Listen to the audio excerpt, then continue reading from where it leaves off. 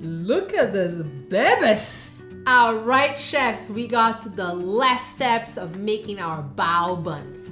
And I'm going to demonstrate 2 different ways that you can use to get to the steaming, okay?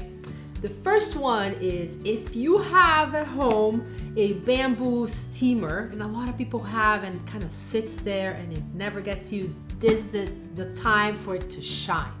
If you don't and you have a colander, that will be perfect too. So what we're gonna do is take the bao carefully with the parchment paper and just place them inside. The bao are gonna puff up and grow even more, so give them a little space, okay? We put the top back on, and I'm gonna move this out of the way for now. If you're using a colander when you don't have a steamer, pretty much the same thing. The main thing you want to pay attention to is that if you can create some space and they're not all on top of each other, that would be best. So very, very important about the water level. You don't want the water when it boils or even before to touch the bottom of your buns, okay? So you see here we have a foot that is about 1.5 inches. So you want to make sure you have less than 1.5 inches of water inside the pot. Time to go to the stove. So I'm gonna bring this whole thing here, and there we go. So going back to our steamer, I just made sure that I use the pot that fits my steamer, but it doesn't fall all the way down, okay? So I'm carefully just gonna place it there.